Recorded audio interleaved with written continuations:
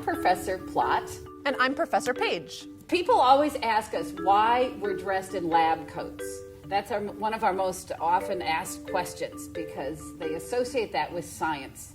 And we always say that we are scientists of reading. When I first had this idea, it was all about the transfer of books. I was in a school that if they had a book drive, 1,000 books would come out of people's basements. And I said, oh man, right next to us in the next town were kids who had no books. So my original idea for this many years ago was that we needed to get those books from one place to another. From kids that had them to kids that don't. And so we talk about literacy as reading and writing. And then lab, like Professor Plott said, is they always come up with science. We tell the story and we ask them how they can mix it up. And it's actually a great way to introduce kind of how they can experiment with reading themselves and claim it.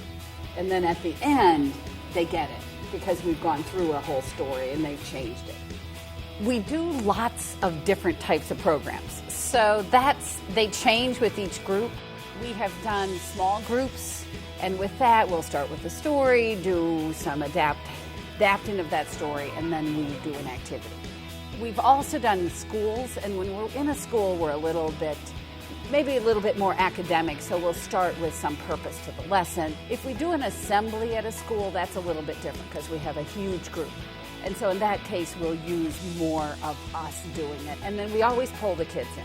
We have a bunch of different themes all at the same time, and we just pick based on the group that kind of get them engaged in things that they're interested in. So we really try to think of what do kids love already, and how can we inject literacy into it so that reading becomes fun.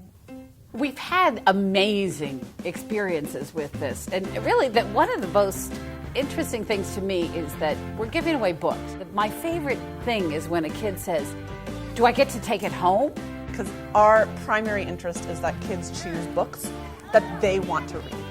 But we take books from everybody, friends, groups, and we also solicit any donations. It's something that we've done for a foster care agency where they have kids coming in who needs books. Recently, we worked with a high school group to build a library for residential programs. I think the connection to people is really important in reading. It's about the questions that the book is making them ask. It's about the people that they're talking to, about what they like about it. But you can engage kids of all levels in reading, even if they're not even reading yet. It's that relationship with the adults or the mentors in their lives. So it's that engagement piece that I think is really crucial.